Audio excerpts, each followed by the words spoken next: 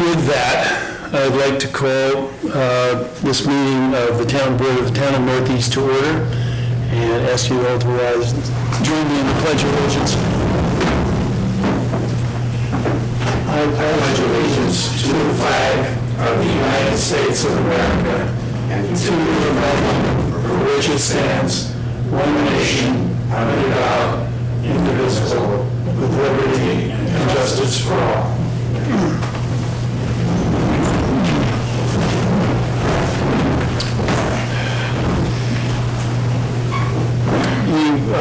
You've seen the agenda for the meeting. I do have one item which I would like to add to the agenda. Sam Bussell called on behalf of the Tri-Town Coalition and asked if the Tri-Town Coalition could make a presentation to the board, and I said they could, absolutely. So that would be an addition to the agenda. And with that amendment, I'd like to ask for a motion to approve the agenda. So moved. Second. All in favor? Aye. Thank you.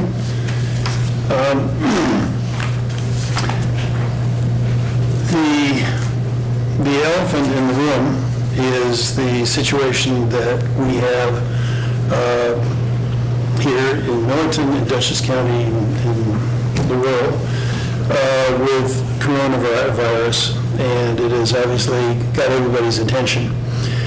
So I just wanted quickly to bring up the board up to date on what I have heard since our last meeting, but more importantly, just the last day.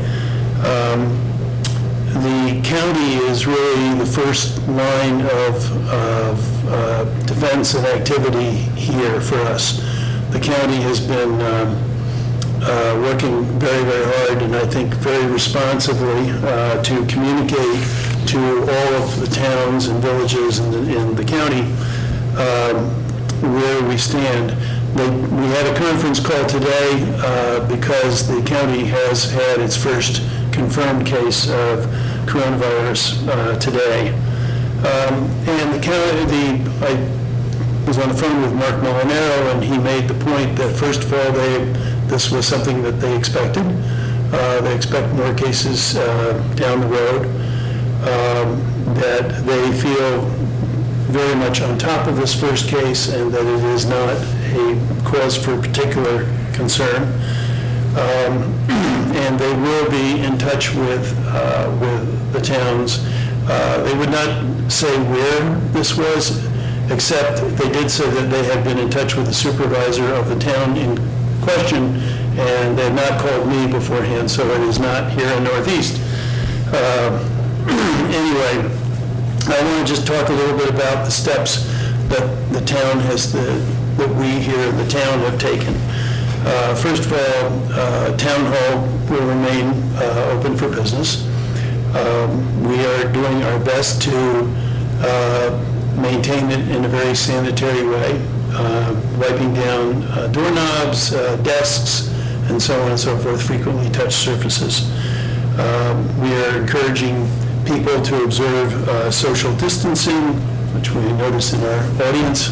Everybody is very correctly doing that.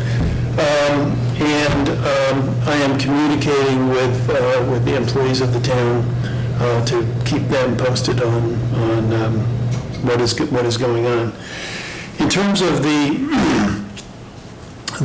town going forward, we've heard about a lot of businesses and schools and colleges which have either shut or are trying to operate remotely.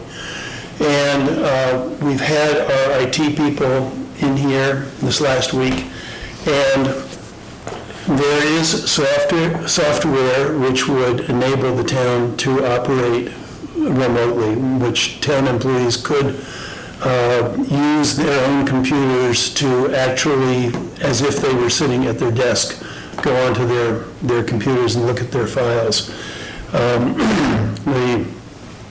It's not very expensive. The software for this is $375, and I am inclined to move ahead just out of an abundance of caution in case we do need to do that. We might not be able to operate everything but we certainly could keep the basic wheels of the town functioning if we did that.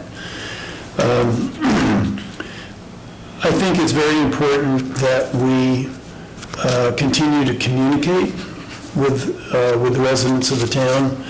I have sent out an email last week to different stakeholders in the town, including the library, the community center, the Legion, the fire district, the mayor, restaurants, bars, to the extent that I had emails for different ones, sort of giving them an update on what I knew.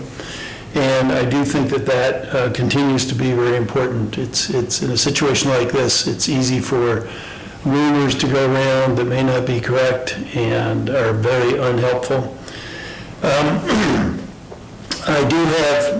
I have a concern which many people have also shared with me about those who are elderly or who don't have mobility, to make sure that people are communicated with. There are a lot of people in town who don't necessarily have emails. There are people in town who probably don't read the newspaper. Anyway, we're working on trying to find ways of communicating with as many people as we can, just to keep people informed of what is going on and what is not going on. But I think, from the standpoint of the town, communications are very important. Shifting gears a little bit, we have talked about setting up a zoning review committee to follow up on the work of the comprehensive plan. I have been talking to different people who might be able to serve on it. I'm hoping to form a committee of 9 people. I think that would be enough so that we would have a diverse representation of the town. And I have, so far, I've got 6 people who appear to be interested in helping on that. So I think we're doing well.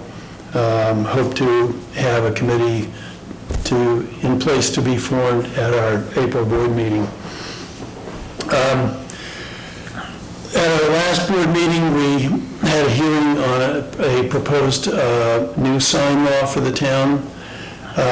Since that board meeting, we received comments back from Dutchess County Planning Department, fairly extensive comments, detailed, extensive comments on that draft. And at this point, it's clear that we cannot move forward with the sign law as drafted. We're going to need to send it back to committee for a committee to take a look at it and revise it in light of the comments that we've had. A couple of other quick things. One is Earth Day is going to be celebrated on April 25th. I've mentioned this before. We're also going to have Bulk Trash Day at the same time. So there will certainly be some of us down at the highway garage on South Center Street I think from 8 till noon is generally when we've done that. There'll be a lot of other activities going on in town that day. Hopefully we'll be able to do that since we'll be outside and there'll be a lot of people can be doing different things and not all in a big crowd. I was asked to a meeting with the Commissioner of State Parks, Eric Coloside. The state is proposing a $3 billion environmental bond issue for this fall. And they had a hearing on this bond issue over in Kingston. And I attended that. I was the only elected official from Dutchess County, actually, at that hearing. And I took the opportunity to talk about the need for, not just in Millerton Northeast, but in other small towns like ours, for water and wastewater infrastructure. And I also had a chance to talk to the commissioner afterwards and spoke to him about Red Pond and our interest in seeing improvements at Rudd Pond, and I gave him an invitation to come down and visit and see Rudd Pond, and followed up with a letter to him, so you never know, we may have, I want to just keep after the state in terms of making improvements to Rudd Pond and making it more enjoyable. Lastly, the town now has there's now a cell phone that belongs to the town for the supervisor, and the number is 518-466-3898, and I'm going to try to keep it with me at all times. I think those are my comments. Chris? I see, yes. Just one brief comment. I just happened to learn this afternoon that Sharon Hospital, from now on, the only entrance that will be open is the ER entrance. They're closing all other entrances. It will be tinted on the ER side, and people will be tested as far as temperature, that type of thing, before they're allowed in. That sounds like probably a very appropriate and prudent step. Yeah. And one of the things which I did put in the email that I sent out, which has been repeated over and over again, is that people who do feel that they are symptomatic should call their physician, their healthcare professional first before, and then if they can't reach them, call the state hotline before trying to go to the ER. But I'm glad to hear that Sharon is taking those steps. The county on these calls has told me that they're very closely coordinating with all of the hospitals, with the schools, with the colleges, with the towns, the villages, and so on, with all the different entities in Dutchess County. But thank you for mentioning that. Dave, you've been patient. I think we're ready for you at this point. Can I just confirm your cell phone number, 518-466-3898? 466-3898. I'll pass that on to Mr. Beaver. Okay, yeah, that would be great. This is an effort to get it out of my own cell phone. That's a good thing. Because now we have to be careful about using our cell phones in police work, because they have to be turned over for evidentiary purposes. Right. We have to make sure that we keep that separate, no texts, or we do emails. Yeah. We can certainly, send emails out, but I don't want my phone being confiscated. Right. Or being used on the jobs. Yeah. Anyway, so I hope everybody has had a chance to look at this. It's comparing it to last year's results for the town, not much of a difference, difference of 3 calls, quite a few less in the village.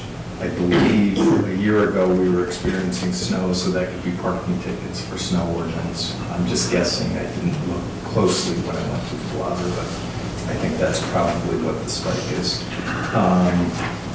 About the same number of arrests, and one that I want to bring to your attention, although it was in the village, it certainly has a great impact for the area. That's number 23, the last one on the list, and that came from a traffic stop. Our newest officer, Officer Connolly, was very observant. When he stopped the car, he saw a crack pipe sticking out of a bag or a pocketbook or something. Inquired about it, got pushed down. Oh, no, there's no. So that led to now having reason to search a car. We search after that, it's a crack pipe, so there's probably drugs in the car. He ended up, with the assistance, he got a state police, a trooper up there, female, to search the female. So they each had some on their persons. But the biggest was the heroin, a couple bundles. I think there's 10 in a bundle.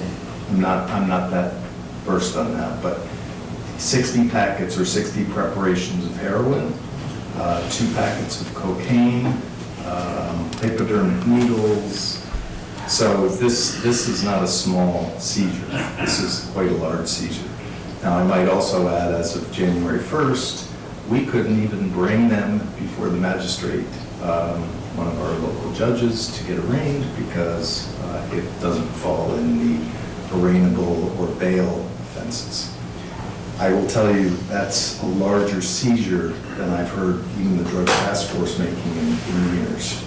So it was quite a grab that Officer Conley did, and he's been congratulated. You know, very, very good observations. What prompted this stop?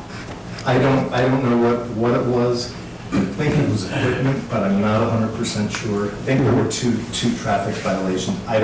I remember seeing it, but I couldn't articulate. That wasn't what my attention was focused on, but just in talking to him, the driver, I don't think he was licensed either. I think there were additional traffic offenses. Dave, could you comment on what you said about the bail? Was this a situation in which the new bail law didn't apply? Yes, it did apply in that we cannot, the judge cannot set bail on a crime. So these people were released? It's just like we do on a traffic stop. And that's by law. It's not by choice, it's Right. by law. Right. And like And I these are said, dealers with that much. with that much, you know, I think anybody can agree, you certainly, you're not gonna have, if you do a bag a day, Yeah. even 2 bags a day. Yeah. That's 30 days worth of supply for somebody. It's. But they confiscate the drugs, right? Oh, yes, yes, and they've already been delivered up to the state police lab to be weighed and, you know. But they let the drug dealers go. Yeah. Yes, we have no choice. Yeah, I know. And even for warrant purposes, if they don't show up for their arraignment, I don't know when the arraignment is, probably very soon, could have been yesterday, or Tuesday. But if they don't show up, the judge can't issue a warrant. They have to wait 3 days, and they have to try to contact by email, by telephone, by 3 different sources before they can even issue a warrant for the failing to appear. Were they locals? Columbia County. They just, One of them was, I think the male, I'm not 100% sure if he had only the charge of 1 bag of cocaine, but she was Columbia County. what is the VE? The E after the V? It's, the V is for the village, it happens Yes. in the village, and the E is just that it's a flag for Eric Breen to say, hey, there's evidence associated with this case. So, you know, there's different codes we use, so that's just the code that, you know, you've got evidence now that has to be, you know, there's a preliminary place that we put the evidence, and then it gets taken out, and only he and Chief Peter have access to the evidence, the main evidence locker. So, you know, there's a certain procedure that we follow, and that's kind of a red flag that, it's a code that we use, so. Anyway, well, thank you very much, and congratulations on that particular stop. Yep, I think that Mike is going to put that in the, or send a press release whether they put it in the paper or not. Okay. You know, I think they probably will, but, Yeah. yep, but it's sad state of affairs that they're not in jail, or at least he won't give that much. But at least 60 people will hopefully not go to the hospital or have to be, you know, given Narcan. They'll, Yep, hopefully it saved a life or 2. hopefully. That's all we can do is hope. All right. But anyway, thank you. Well, be safe. Yep, Stay away from coughing people. yep, we'll do our best. Thank you. Yes, indeed. Have a good evening. Yep, you too. Bob, we made you wait a little bit tonight, but All right. So Dutchess County has provided a new road salt contract for use from June 1st to May 31st of each year. The new contract is 20% lower per ton than the current one. which will save us approximately $15,000 in the upcoming winter season. That's great. Yeah. That's really terrific. Very happy to see that. Is that partly, do you think, as a result of this fact that we've had a mild winter and that stockpiles might be higher than normal? I think that's a possibility. Yeah. Anyway, we don't need to know why. We're happy to accept it. Yes. We have 3 chainsaws that need to be replaced. They're all around 20 years old and getting very tired. I have 3 written quotes. The least expensive is Adams Power Equipment. And the total for 3 chainsaws is $1,807.97.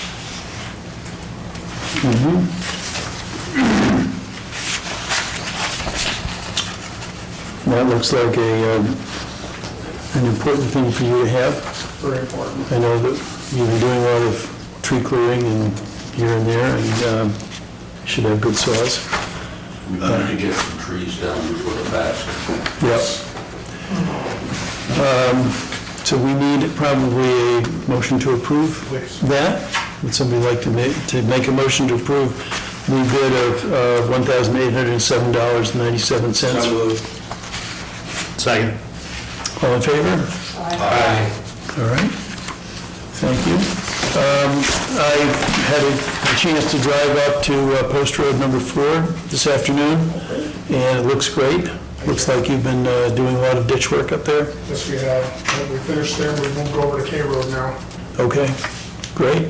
Well, it really looked very, very clean, very good. Thank you. Thank you very much, Bob. Do we have, I don't think we have a report from the assessor? No. And you submitted your report? So I think we've got all of that. I think that I'd like to do one thing before we hear from Tri-Town, which is that we had at our workshop meeting a chance to talk about an insurance proposal for the town. This would run from the 15th of March to the 15th of March of 2021 for the next year. And we had 2 proposals, and the one that has been presented is from NYMER. Don't ask me to tell you what that stands for. No, New York Municipal Reciprocal. And it has been recommended by our insurance agent. The cost of it would be $32,243. Since getting this estimate, we've given our agent some further information on our cyber preparations, and as a result of that, it's going to be even less than that. But it is a better proposal than we had from Gladfelter, and is in fact lower than our insurance costs were for last year. So unless there's any discussion, I'd like a motion to approve the NYMER proposal. So, Second. All in favor? aye. Opposed? Thank you very much. We've been asked for time on our agenda for the Tri-Town Coalition. Sam Bissell and Elizabeth, feel free to, Salaya, Yes, You're on. Elizabeth, she is the facilitator of all of this. okay. Good evening, everybody. Thanks for giving us some time on the agenda tonight. I know there's a lot going on, so I appreciate your focus on this for a little bit of our time this evening. May I join me up here, Sam? Oh, yeah, I was just listening for the time being. Okay, no problem. You can hang out. Pass that out. Yeah, I've got a couple different things that I'm gonna pass out as we talk. Looks like a lot of paper. I made more copies than I needed because I wasn't sure how to look, so going to be here. So I'm going to pass those around. So I just wanted to first start by more fully introducing myself and the organization I represent, which is Hudson River Housing. And you have in your packet here some information about who we are. Our mission is to provide affordable housing and improve communities. We've been doing that for almost 40 years throughout Dutchess County and in recent years throughout the Mid-Hudson Valley. On the second page here, you'll see we do quite a few different things. We call them lines of business, so there are many of those that we engage in and different ways that we have impact in the community. Again, all of it comes down to improving lives and communities. I want to point out on the third page here, you'll see that, as I mentioned, we do work all across the Hudson Valley. We have developed over 1,000 homes in our history and nearly 80 commercial spaces, and that's over $136 million of resources invested into our communities. There's a misconception a lot of times that we are a Poughkeepsie-only organization. Our primary offices are located in Poughkeepsie as the county seat, but we do a lot of work in other places as well. All the pictures here are actually pictures of projects that we have done or been involved with, including one right here in the village of Millerton, which is the yellow house in the top right there, which is a property on Fifth Street that we manage. The other thing that I want to point out is we do more than housing. We also do economic development work. So as noted, we develop commercial and community properties as well. And we also run what we call social enterprises, which are businesses designed to produce income that supports mission-driven work. And you can see examples of some of those here as well. So we have been doing some focused work in the northeastern Dutchess region, which we think of as the Menion, Pine Plains, and Millerton and Northeast. For a couple of years now, we've actually had different workshops and trainings with folks for some time. We've worked with the community center, we've worked with students at Weebatuck, we've worked with the West Egg Project, so we've been kind of engaging with the community and trying to more fully understand the needs that exist here. And about a year ago, actually it was April of last year, we formalized this work into what we're now calling the Tri-Town Coalition. We kicked that off with a one-day housing conference that had over 100 folks attend, so really showed to us the interest and attention that needs to be paid to the issue of how do we house the people that are in our communities. And we have continued that over the past year. So our directional statement, our sort of official guidance statement is in this packet as well. And on the last sheet here, you'll see a little bit about some of the numbers and engagement that we've had since we formalized this Tri-Town Coalition effort just over a year ago, or just under a year ago.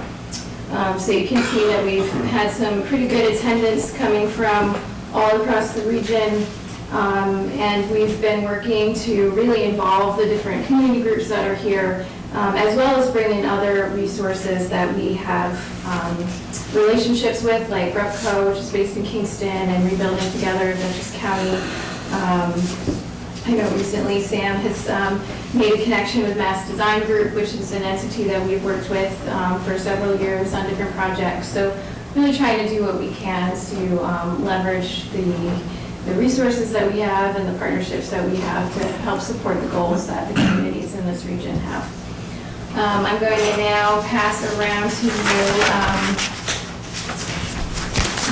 handout on our current structure. So this is sort of our general information flow that we are using, and when folks want to know more about, yeah, there's extras that'll come back. Yeah. So when folks want to know more about what we do, and so we've broken our activities down into 4 clusters. So we have formed town teams in each of the 3 communities that are part of the coalition. Those teams are really self-directed. They all have a volunteer chair who's bringing together the groups. Sam is the chair for Millerton Northeast. Leo Blackman is the chair in Amenia. And Pine Plains is still working to put together a formal town team and have regular meetings. We just started the structure in February. We are also doing regional gatherings, of course, with everything that's going on right now. All of these things are kind of up in the air, but we were planning to have a regional gathering in April and do that quarterly throughout the year, where we would bring together all 3 communities to discuss progress that they've made, and also potentially bring in outside speakers or other education that we want to share with the community. Also educational forums. We did hold one last month in Amenia. We focused on short-term rental regulations. We had a presentation from Dutchess County Planning about work that they've been doing, and we're able to field questions from the community about how towns and villages are impacted by short-term rentals. And lastly, technical assistance. So bringing together experts in housing to really help communities accomplish the goals that they have. So all of this is really being driven by what we know are some pretty significant housing needs in this area. We have some statistics that we pulled together last year from Pattern for Progress, which is a regional think tank on economic development issues. And as you can see from these numbers, focus in on the red column at the far right, and look at the total number of affordable units needed. You can see that it's fairly significant numbers in terms of renters and owners, and these numbers are developed by looking at what people pay for housing costs, and the generally accepted standard is no more than 30% of your income should go towards supporting your housing. And so what we can see is, just looking at our current population, there's a significant gap, or meaning that we have a significant number of households who are paying above that standard, and that means that they are struggling. And this is only looking at the current population. This is not projecting forward in terms of growth goals that we might have, or goals that we might have to retain youth or to provide more stable housing for seniors. This is really only looking at our existing population as it stands today. I do have some more detailed statistics on that as well, which I will just provide to you. We're not going to go through these, but if you're interested in looking, digging a little more deeply into these numbers, I'll leave this with you to do that. So in addition to knowing what these numbers look like, of course, we've reviewed the comprehensive plan and know that housing is a priority in the comprehensive plan. There's a goal to form a housing committee. I would certainly say that the work that Sam's been leading and the stakeholders who've been coming together for many months now around that housing issue, there's a lot of interest and opportunity to be drawn from already from that existing group and the work that they've done. So I want to just talk a little bit about what we're working on, some of the strategies that we have underway, and then I'll let Sam talk about any specifics he wants to in terms of the group he's been leading here in Millerton and Northeast. So we are focusing some of our time on property identification and acquisition. So with the help of all of the people that are involved in the coalition, properties are being identified that may be good opportunities for affordable housing units. One in particular, in the village here, we have done some deeper looking into and have recently sent some numbers up to the state to see if it's an eligible project that we could get funded, with the idea that it would be acquired and maintained as affordable housing by Hudson River Housing. We have a long list, in addition to that one, of 40 to 50 or so properties that have been identified, and there are others that aren't even on that list. And so our real estate development team is looking into those and doing some initial feasibility analyses to see if those properties make sense and what kind of funding is out there to put together financing for them.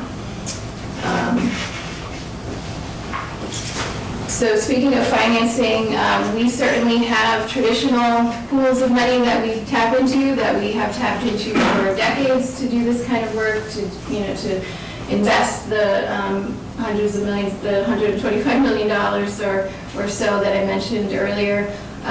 So those are opportunities that, of course, we're looking at, county funds and state funds through New York State Homes and Community Renewal in particular. But we're also looking at other ways that we can tackle this challenge. So one thing that has become very evident is that the market here is moving faster than we can keep up with, and properties are moving off the market more quickly than we are able to do those analyses and get responses from state and be able to move forward with them. So we are in conversations about creating a pre-development fund, which would basically allow us to hold properties and remove them temporarily from the market so that we could do those full assessments and not lose out on the opportunity to develop them. So we've been talking to the Community Foundation of the Hudson Valley and Berkshire Taconic Community Foundation about potentially facilitating that fund. And we have already submitted an application to another funder for seed money for that fund. So we're waiting to hear word on that. The other thing is infrastructure advocacy. So you mentioned this. I'm glad to hear that you took the chance to really bring that topic up. No matter what room we're in, the lack of sewer infrastructure in particular comes up as a real barrier. And I think while it doesn't need to stop all of this work, there's definitely a tension that's created there between what we want and what's possible. And so we're looking to coordinate efforts across the region here because we know that all three communities are struggling with this challenge, and if nothing else, we can be learning from each other through this process so there's not as much duplication of effort. But we're also having conversations at the regional level about what can we do to advocate for more funding for the needs that communities have. So we've talked to the county about this, and they've suggested some advocacy with the Mid-Hudson Regional Economic Development Council, potentially really looking at allocating a chunk of those funds to this particular issue so that other objectives that the council has can really be accomplished, as well as some advocacy at the state level, which they would be willing to support us with. If the town is interested in being part of that, just make sure that you let us know, and we'll make sure to loop you into any future conversations that happen around that. I also want to talk about land bank and land trusts. Land banks and land trusts are two separate tools. Both of them are in development here in the county right now, and are real wonderful potential strategies to address the lack of affordable housing that's here, and to really ensure long-term affordability exists as our communities continue to grow. So a land bank is an entity that's authorized by state statute, and it temporarily acquires and holds properties to prepare them for disposition for other uses based on defined priorities.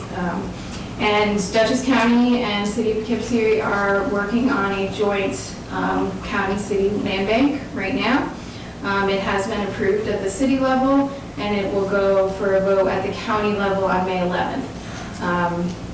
So in advance of that, we've been talking to Greg Pulver and Rebecca Edwards, who's a county legislator, about having an educational forum. All of these things become in flux given our current situation, but an opportunity for people in this area to learn more about the land bank, how it can support the goals that the town has, and offer the opportunity to people to advocate for passage of a resolution at the county level to support creation of the land bank.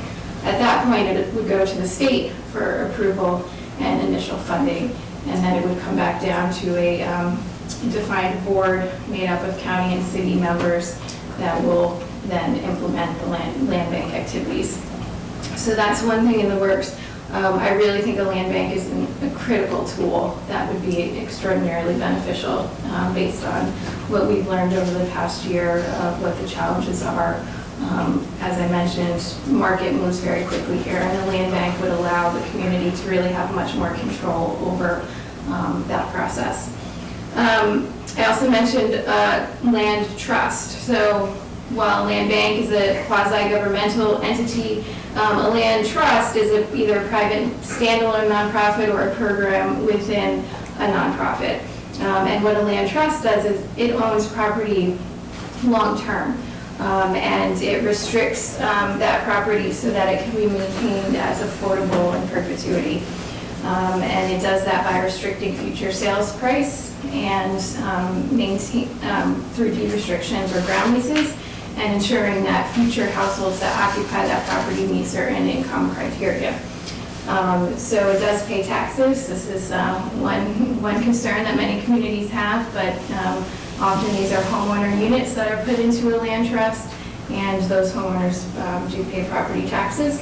And Hudson River Housing is working on setting up a community land trust program within our existing nonprofit. We would work in alignment with the proposed land bank. So the land trust would be countywide.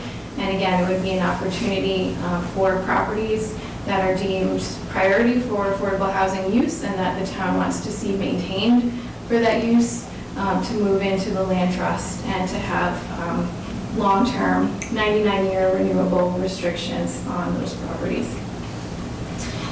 So lastly, just coalition and awareness building is our other priority activity. In many ways, it's the most valuable thing we do, but also the least tangible thing. It's the type of thing we do through meetings, formal meetings, informal meetings, but also the advocacy that we do. So we are already out and about at the state lobby days talking about the needs of our rural communities. We are talking to national entities and applying for funds to national entities to support the needs of our rural communities here in the region. So just know that that work is also being done. We're out there beating the drum to get people to listen and hear and understand the priorities that we have been hearing over the last year. That's my You spiel. mentioned that NeighborWorks as well, your alliance Yes. for neighborhoods. Yeah, so NeighborWorks is one of those national entities. NeighborWorks America is a national network of organizations like ours that do affordable housing and community development work. They provide technical assistance, funding, other resources and support to organizations across the country. So we've been a member for 20 years. We get some funding from them. We get a lot of training and technical assistance. We are part of the NeighborWorks Rural Initiative, which means that we have access to special conferences and special pots of money at certain points. So we are always kind of making ourselves, taking advantage of those opportunities as well. So with that, I'll let Sam talk about anything I missed, and then if folks have questions, I'm happy to answer. Are there any questions first for Elizabeth before we get into some of the specifics? No, I just would comment that I think the pre-development fund that you talked about is a very interesting thing, a way of speeding up the process, because often real estate sales can sometimes occur very quickly, and for an organization to get itself organized, to run around and find funding and it may just miss the boat. Yeah, I mean, we have a board we have to answer to. We also have vendors who have their own schedule and when money is available and how you apply for it and what kind of documentation they need to make you eligible. So it's certainly our goal to get that set up, and we're hoping we're successful with this funding application to see that. Yeah, no, that sounds great. I did participate in a meeting that Assemblyperson Dee Dee Barrett hosted with a bunch of different housing-related people, particularly using the model of housing that had been created, or the Habitat for Humanity dwellings up in Ancrumdale, as a model of one way of doing things in which a package was put together that could move through the planning process very quickly. Yeah, I know they have that model and structure already developed, and I think it's a great model. Yeah. And I think Dennis Wedlick and his team are doing really good work, so I'm glad to see that that's part of the mix. Good. Sam, could you step to one side, because there's an audience out there on the other side of that camera that wants to hear what you're saying and maybe even see your face. Thank you. Yes, I was sort of assigning myself, or with our team here, of putting some specifics to what we were doing in our working group, which I've handed out here. A good deal of this is nicely reported in the Militant News this week. I was going to congratulate you on that. Well, I have to hand it to Caitlin because she made 2 meetings that were timed for the same Yeah. slot, so Impressive. she rushed out of one and gave it to the other. But in terms of what we've done with working groups now, and this is the reorganization that Elizabeth alluded to, is we have 2 working group meetings for 2 months, and then we have a general meeting for the 3 to get together and either have an educational piece or just collect all the joint information that we've assembled. And so recognizing that and getting some training from Gene Beneco, I made a very more specific sort of timeline and task orientation for our group, recognizing that many people may be interested in one aspect of it, but not the whole thing, so that we could try to collect the resources that we needed for the particular interests that were involved. And that's the 5 tasks that are described here. The first one that was pretty much mentioned or listed by Elizabeth in looking at all the properties that were available and then going through the due diligence that is necessary. And I think what came out of that, and it was mentioned in the newspaper, was that it takes quite a while to find these places in the first place. If they're on the market, they're easier to find, but they're also more apt to go quickly. And as Javier Gomez, who works for Hudson River Housing, mentioned, if you find the ones that are not on the market, before people put them on the market, and the kind of sort of groundwork we could do to identify people who might want to put it on the market, they might want to put it on in 2 years, they're still living in it, they're going to move somewhere else, whatever. If we can kind of develop that underground information, I think it would be very valuable. One particular example, before Ronnie Nijak put his property on the market, we were aware of it and became interested in it. But so to get that kind of detective work, if you will, from a broad group of people in the town will be very useful. We had one person who was quite interested in buying the property that he now rents an apartment in. And that kind of thing. Now he's taking a class with Hudson River Housing about ownership and making it a lot easier for him to consider that. And there are other ways of sort of financing and supporting that. So that's basically the task 1. Task 2 is the financing and funding, which also Elizabeth alluded to.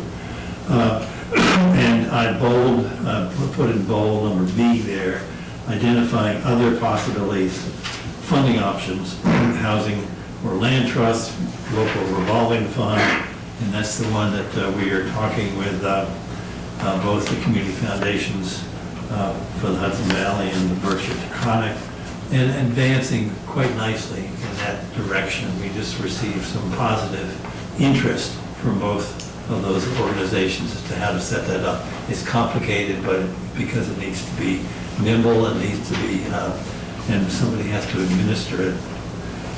So that's moving along. And then the other aspect of that is that we think that there are a number of people in the area who are pleased to be living in this rural area and would like to preserve it. and in some ways don't have a way to contribute to that, sort of preservation of the rural area. And hopefully some financiers, some philanthropists, some people who come up here for enjoying the summer and weekends will be interested in investing in such a fund. And that's, again, we need to sort of determine how many people of that nature and that we can identify. Rob Kubach has been extremely helpful with this because I don't know anything about financing, but he's got the sense of asking the right questions, as has Krista Hines from Hudson River Housing. The next one, I think, is extremely important, the designing the comprehensive approach to community outreach. All the standard kind of information that we can get in terms of the media, but also the kinds of things we're doing now, like presenting to various the town boards, the village board, the fire department, and whoever we can find, because it's so important to get a diverse group of representatives. And it's hard to find, it's hard to get to meetings. It may not be as hard anymore because we're going to be emailing the meetings instead, or doing Skype or Zoom in order to get this kind of information out. But one of the things that the last one there, again, in D, which I think is very important, training residents, public officials, nonprofit staff to manage a helpline. I don't think that that's quite the right term, but there are a number of things that already exist that people aren't aware of as to how you help people find the right lodging. And a counselor type of somebody who's well versed in what's available. It would be very helpful locally. And the kinds of things that are available there, Granny Flats or the Echo Group, that we have one model of that homes that are built, small homes that are built on properties that are zoned for single family, but as long as they're just on stakes instead of foundations, they can be presumably moved off. And we had one that was established up on McGee Hill, on Silver Mountain Hill Road. And that's, I think, the only one that was ever done. But that type of thing is pretty reasonable for either for a family member. And then presumably it was supposed to be taken off, but that happened. Accessory apartments, and again, we went to a good deal of trouble and to promote these little booklets, accessory apartments, and how someone could get some funding and or get a mortgage because there would be some income coming into the house, and to design the second floor, the third floor, if they're wanting to stay on the first floor, something that would be affordable for older folks to maintain their property and yet have some income and some younger people who could rake the lawn. So that I think is, and then the others, manufactured homes, co-housing, tiny houses, which is mentioned in the comprehensive plan. So that brings us to the comprehensive plan, and the back side of this is a list that one of the interns from the Grace Church, or fellows, I guess we're calling, compiled of the comprehensive plans of each of the three communities, and how there's a good deal of overlap, obviously, in the rural community, what the needs are and how those are described. And I think that we can do a very efficient job of trying to determine where the interaction between the three towns would be valuable. Zoning is one good example in terms of zoning that will promote affordable housing and having a common code for the three, or at least portions of that, and using the terminology and the language of one saves the other two from having to develop a different language. So I think that's, and we are working with Edie on this, and we'll be a very strong relationship to comprehensive plan and that team in terms of the housing component. And we can do, a lot of work on that and help with that, because it's basically in the interest of all of the communities. And then finally, the long-range vision, which I think is equally as important, but it takes a whole different kind of group of people, and it also would include more town members to have a vision as to what the possibilities are, where growth is going to occur, where growth can occur with a sewer, not as a sewer, on the outskirts of the village, for example, close to the village, but not, they'd have to have their own sewer, large projects, senior housing, the whole sort of just general mixed use development. All of that would be something which we have the capacity to think about, and I think as long, and Elizabeth mentioned the regional planning exercise, Lower Hudson Valley Regional Development, or The whatever. Mid-Hudson Regional Economic Development Council? Right. Yeah, they're mostly a funding body. Yeah, they're a funding body, so if you had an idea as to where, that is a desperate need, like senior housing, for example, and to come up with the need to have a design, a location and a design funded, then that would be something that we could apply for. But we need to know enough about what we want and where it might be located in order to have that a solid application for that massive amount of money they give away every year. And the other aspect of that would be I was just noticing, and I brought this little booklet here, the NeighborWorks. That's why I asked Elizabeth to mention this, because they are members of this, and that they have a book that's about 650 pages long, which I purchased at great expense, called Practical Solutions from America's Community Development Network. And it has every imaginable aspect of how you develop neighborhoods and communities. And funding and everything that we've mentioned here, they've got examples, best practices, examples of these across the country. And they facilitate a good many of those. So I think it'll be fun and interesting for a group of people to conjure some ideas based on what's already working very well, and based on some of the interesting combinations, whether they be diverse or mixed use or whatever it is.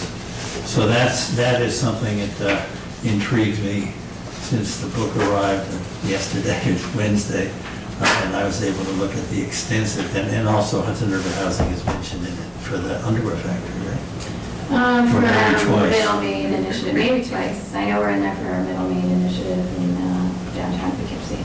So we have a huge amount of resources that I don't think a whole lot of people are familiar with. And certainly it's refreshing for me even to get to know them and to know the kind of connections we have. With Hudson River Housing having huge connections nationwide, as well as county connections, state connections, and with funding opportunities, local as well as we're committed to the idea that if we have 3 towns instead of 1 town, can we have a higher level of interest for larger funding agencies who wouldn't think of 1 town, but they would think this is an interesting combination, a rural area. So that's my pitch. And I'd love to have one of you decide that one of these things is useful to follow up on and join our group, because we would like very much to have a liaison and from the town board. Thank you very much. I think it's the urgency of affordable housing in our community and other communities is pretty well documented. And I think you've actually done a great job in terms of making that known. I know that was one of your first goals, was simply to make known the need for affordable housing.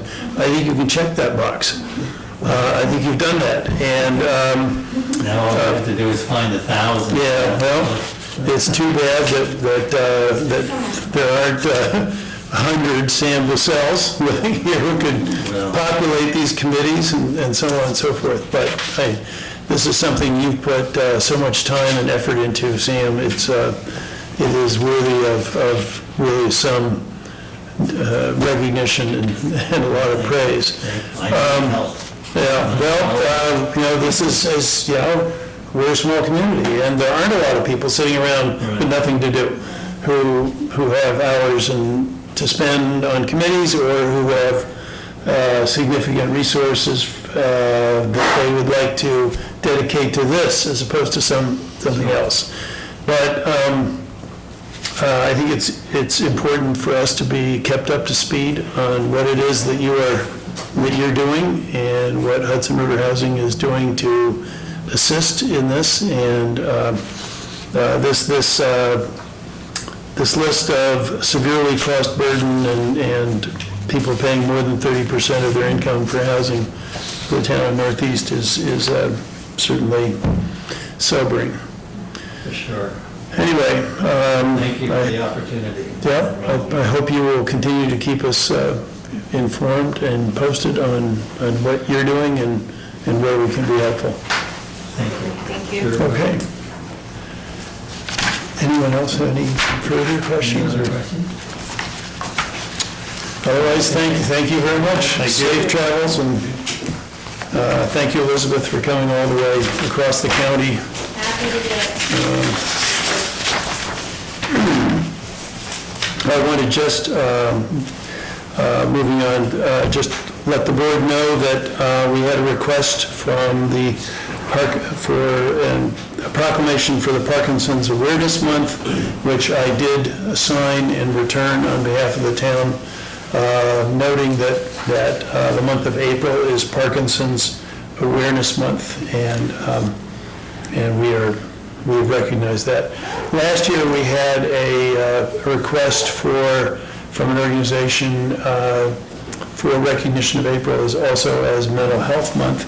We did not get that request this year, but I think it's worth noting because mental health is something that is worthy of noting, not just in April, but really in every month. I did already mention about Trash Day. I wanted to ask for a motion to appoint Judith Carlson as ZBA Secretary retroactive to February 18th. She has begun working here at the town with the ZBA. We had 4 hours a week in our budget for that, so she is doing that, and she may have the ability to give us even more time for filing and so on. But in the meantime, I'd like to have a motion to appoint Judith Carlson as ZBA Secretary retroactive. Ralph? Second from George. All in favor? Aye. Okay, thank you. I think we're on to the supervisor's report. I've given you my more lengthy verbal report. Yeah, we just get to do money. We have an abstract dated February 25th, 2020, totaling $689.19, broken down as follows. A fund, $503.53. DB fund, $22 even. Payroll TNA, $163.66. Could I have a motion to approve the special abstract? So moved. Motion from John Midwood, Second. second from Lana Morrison. All in favor? Aye. Okay. Oh, right. As if I don't have more things to sign these days. My signature's getting worn out.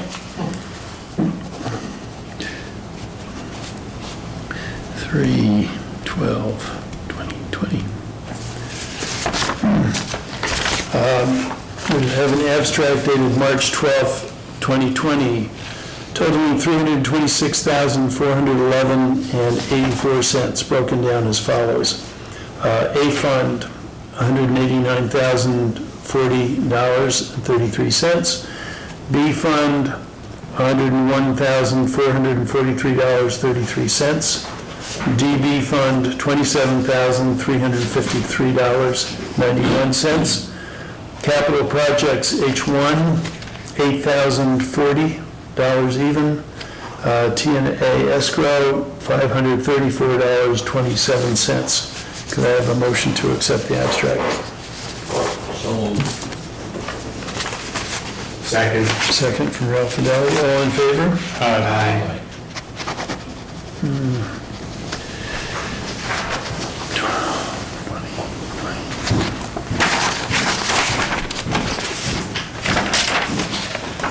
Okay.